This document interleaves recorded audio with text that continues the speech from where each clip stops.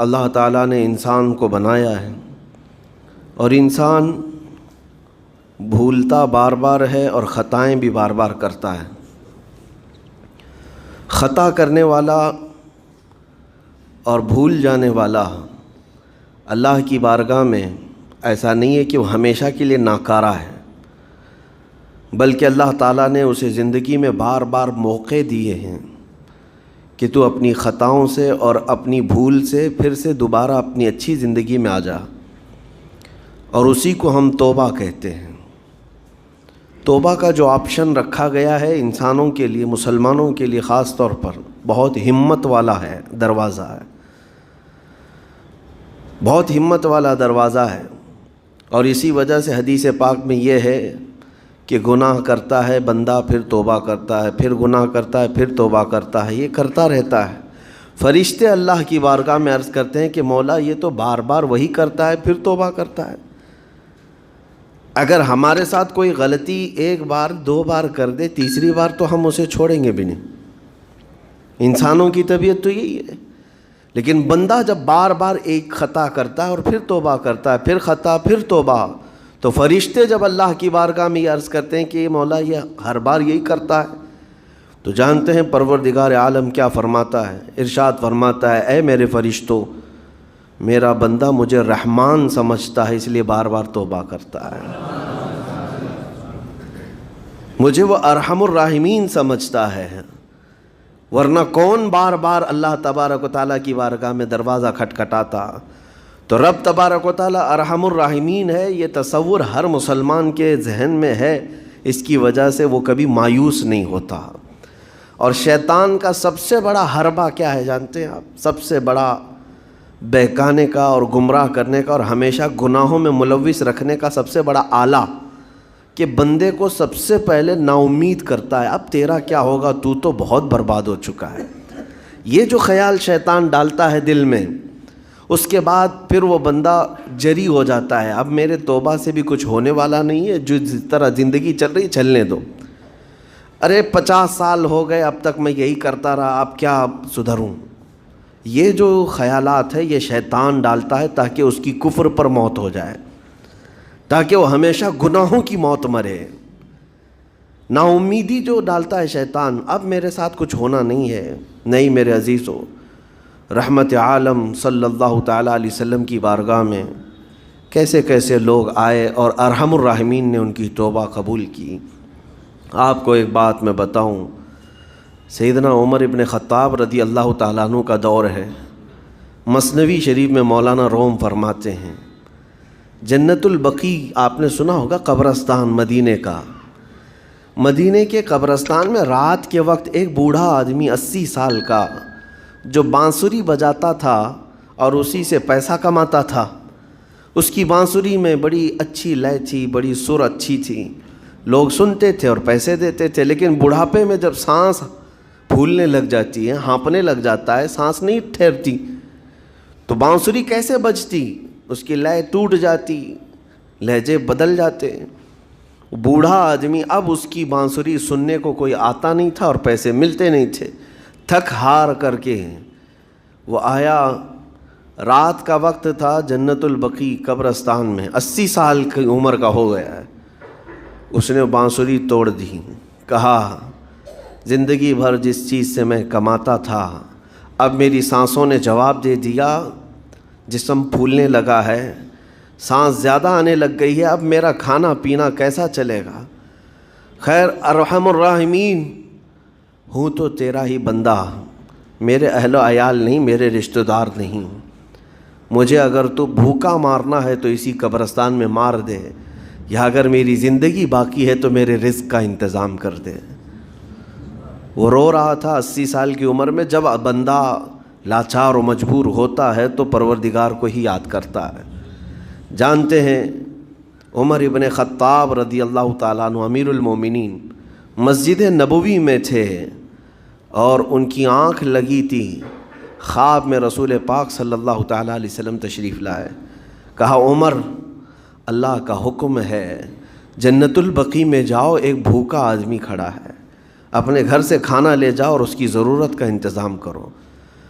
نیند کھلی تو آپ نے دیکھا اللہ کے حبیب صلی اللہ علیہ وسلم کی طرف سے حکم آیا اور رب ذوالجلال کا حکم ہے. گھر سے عمدہ کھانا لیا تو شادان لے کر کے کچھ مال و متاع بھی لے کر قبرستان میں گئے. ڈھونڈا کون ہے یہاں پر, تو دیکھا کہ ایک ہانپتا کانپتا ہوا 80 سال کا بوڑھا روتا ہوا نظر آیا. امیر المومنین اپنے ہاتھ میں توشادان لے کر اس کے قریب گئے. کہا تو بھوکا ہے؟ کہا ہاں بھوکا ہوں. بیٹھ چل میں تجھے کھلاتا ہوں. دسترخوان بچھا کر اسے اپنے ہاتھوں سے کھلایا اور اسے اپنی ضرورت کے مطابق جو ضروریات تھیں اس کی ضرورت کے مطابق وہ ساری چیزیں دی. وہ بوڑھا پوچھتا ہے آپ کون ہیں؟ حضرت عمر فاروق نے کہا میں عمر ابن خطاب ہوں. وہ ڈر گیا. حضرت عمر سے کون نہیں ڈرتا تھا کہ کہیں یہ کھلا پلا کر کے مجھے کوڑے نہ ماریں کہ زندگی بھر بانسری بجانے والا آج پکڑا گیا ہے, ہاں آج مجھے یہ سزا نہ دے دے. وہ کانپنے لگا. کہا کہ آپ یہاں کیسے؟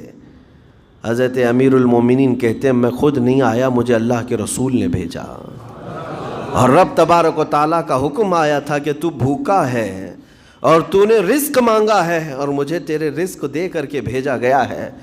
وہ چیخ مار کر کے گر پڑا زمین پر اور رونے لگا اپنے ہاتھ پھیلا کر. کہا سچ فرمایا مولا تو ارحم الراحمین ہے. 80 سال تجھ سے دور بھاگتا رہا, ایک بار کیا تجھے میں نے پکارا, تو نے وقت کے امیر المومنین کو کھانا دے کر بھیج دیا. اللہ رب العزت کی بارگاہ میں نا امیدی اور مایوسی جو شیطان لاتا ہے اس سے بندے بھٹک جاتے ہیں, بہک جاتے ہیں, انہیں توبہ کی توفیق بھی نہیں ملتی. اسی لیے میرا مولا فرماتا انا عند ظن عبدی بی. رب تعالیٰ فرماتا میرا بندہ میرے بارے میں جیسا گمان کرتا ہے میں اس کے ساتھ ویسا سلوک کرتا ہوں. تم کیا گمان کرتے ہو؟ وہ سخت پکڑ کرے گا, ابھی مار ڈالے گا. وہ غفار ہے, قہار ہے, جبار ہے, لیکن ساتھ میں وہ ستار بھی ہے, وہ رحمان بھی ہے, رحیم بھی ہے. اگر رب تبارک و تعالیٰ ہر چیز پر پکڑ کرتا تو ہمارا تو جینا ہی نہیں تھا. یہاں پر اتنے گناہ ہو چکے. اور وہ رب تعالیٰ فرماتا وسعت رحمتی کل شیء, میری رحمت نے ہر چیز کو گھیر رکھا ہے. اللہ رب العزت بندوں کو معاف کرنے کا اظہار زیادہ فرماتا ہے. اور جانتے ہیں آپ گناہ جب عام ہوتے ہیں, میں آپ کو اپنے گھر کی بات بتا دوں. میرے گھر میں آپ 4 دن کے مہمان بن کر کے آئے ہیں. کبھی میری کھڑکی توڑ رہے ہیں, کبھی دروازہ توڑ رہے ہیں, کبھی ہمارے گھر کے برتن پٹک رہے ہیں, کبھی فرشی اکھاڑ رہے ہیں. کب تک برداشت کروں گا؟ آپ کو نکال کر باہر کر دیں گے. مہمان نہیں, یہ بلا ہو گئی, یہ گھر سارا اجاڑ رہا ہے. ایک چیز پر چھوڑ دیا جائے, 2 چیز پر چھوڑ دیا جائے, یہ انسانوں کی فطرت ہے, انسانوں کی فطرت. لیکن رب کائنات اپنی کائنات میں ہم بندوں کو اتارا ہے, ہم نے کیا نہیں بگاڑا اس اپنے گناہوں سے اس کی زمین کو لال کر دیا. ہاں اس کی نافرمانی سے ہم نے اس کائنات کے رنگ کو بدل دیا. کھلے عام گناہ, ننگا پن, بے حیائی, عیاشی, سب کچھ ہوتا رہا. اس کی کائنات ہے, اس کی زمین ہے, اس کی سلطنت ہے. اور ان گناہوں کی وجہ سے جانتے ہیں آپ سمندر اللہ کی بارگاہ میں عرض کرتا ہے کہ مولا تو مجھے اجازت دے دے, میں ایسی طغیانی لاؤں گا کہ یہ سب ہلاک ہو جائیں گے. ہوائیں اللہ سے اجازت مانگتی ہیں تو مجھے شدت دے دے, میں اتنا تیز اڑاؤں گی کہ ان کے پرخچے اڑ جائیں. لیکن جانتے ہو اللہ کی طرف سے جواب کیا آتا ہے؟ سمندر کو بھی رب تعالیٰ فرماتا ہے, ہواؤں کو بھی کہتا ہے رب تعالیٰ رک جاؤ, میں میرے بندوں کے انتظار میں ہوں, میرے بندوں کی توبہ کے انتظار میں ہوں کہ میرے بندے میرے پاس لوٹ آئیں گے. اسی لیے اللہ کے حبیب صلی اللہ تعالیٰ علیہ وسلم ارشاد فرماتے ہیں اللہ تعالیٰ کو سب سے زیادہ خوشی کس بات کی ہوتی ہے جانتے ہیں؟ رب تعالیٰ اپنے بندوں سے کب خوش ہوتا ہے؟ مثال دے کر کے میرے آقا نے فرمایا, مثال دے کر سمجھایا. صحرا میں, ڈیزرٹ میں ریتیلے میدان ہوتے ہیں, اس کا سفر بڑا ڈینجر ہوتا ہے. آج بھی ڈیزرٹ ہیں بہت سارے, سہارا ڈیزرٹ کا نام سنا ہوگا آپ نے. ہم گئے ہیں 200-250 کلومیٹر تک آپ چلتے رہو گاڑی, نہ ایک درخت نظر آتا ہے, نہ پہاڑ نظر آتا ہے, نہ گھر نظر آتا ہے, کچھ بھی نہیں. اس طرف میدان ریت کا اور آسمان لگا ہوا دکھتا ہے, ادھر بھی آسمان. تنہا ہم اکیلے نظر آتے رہتے ہیں۔ صحرا کا جو سفر ہوتا ہے بہت کٹھن ہوتا ہے۔ نبی پاک صلی اللہ تعالیٰ علیہ وسلم مثال دیتے ہوئے ارشاد فرماتے، ایک بندہ اپنی اونٹنی لے کر، اس پہ ساز و سامان لے کر کھانے پینے کا صحرا کے سفر پر تھا، اور صحرا میں کھانا پانی بہت مقدار میں لی جاتی ہے کیونکہ کچھ ملتا نہیں، اور جلد سے جلد وہاں سے سفر گزار کر کے آنا۔ ایک بار اگر راستہ بھٹک گیا موت ہو جاتی، وہاں پہ راستہ ملے گا نہیں، جس طرف بھی جاؤ تو لگے گا سیدھا ہی چل رہا ہوں، ڈائریکشن ہی نہیں پتہ ہوتے صحرا میں۔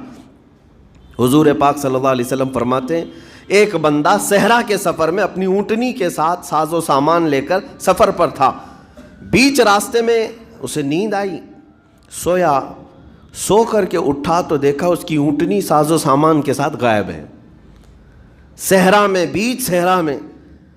اب جو سواری تھی وہ غائب ہے، کھانا پانی تھا وہ غائب ہے، کچھ نہیں ہے ساتھ میں۔ گھبرا گیا، پریشان ہوا، اپنی اونٹنی کو ڈھونڈتا ڈھونڈتا تھک گیا، کبھی ادھر کبھی ادھر، کبھی ادھر کبھی ادھر، ہر جگہ کہیں کوئی نشان نظر نہ آئے۔ اور جب سواری نہیں ہے تو اب کئی 100 کلومیٹر کا بغیر کھانے پینے کے کیسے سفر کرتا؟ تھک ہار کر کے دوسرا دن ہو کہ تیسرا دن ہو، ایک جگہ وہ بندہ سو گیا، پھر سے سو گیا، اب راستہ بھی نہیں ملتا، سویا تو نیند سے اٹھا جب تو دیکھا اس کی اونٹنی بھی موجود ہے، اس کا ساز و سامان بھی ہے۔ یہ مثال ہے، یہ مثال ہے۔ میرے آقا صلی اللہ علیہ وسلم صحابہ سے اب پوچھتے ہیں، اے میرے صحابہ بتاؤ اس بندے کو جو صحرا میں گمشدہ اونٹنی جس کی مل جائے اسے خوشی کتنی ہوگی؟ صحابہ کہتے ہیں یا رسول اللہ اس کی تو جان میں جان آ گئی ہوگی، کیونکہ وہ جانتے تھے صحرا کا سفر کیا ہوتا ہے۔ کہا سب سے زیادہ اسے خوشی ہوگی کہ اس کا کھویا ہوا سامان مل گیا، کھوئی ہوئی سواری مل گئی۔ میرے آقا صلی اللہ علیہ وسلم فرماتے ہیں گم شدہ اونٹنی کے ملنے پر جیسے اس مسافر کو خوشی ہوئی، اس سے کئی زیادہ بڑھ کر کے رب تعالیٰ کو اس وقت خوشی ہوتی ہے جب ایک گنہگار بندہ واپس توبہ کر کے اس کی بارگاہ میں آتا ہے۔ رب تعالیٰ کی بارگاہ میں جب بندہ پلٹ کر کے آتا ہے، رب تعالیٰ فرشتوں پر اس بندے کو دکھا کر رشک کرتا ہے، ارشاد فرماتا ہے میرا بندہ میرے پاس آ گیا، میرا بندہ میرے پاس آ گیا ہے۔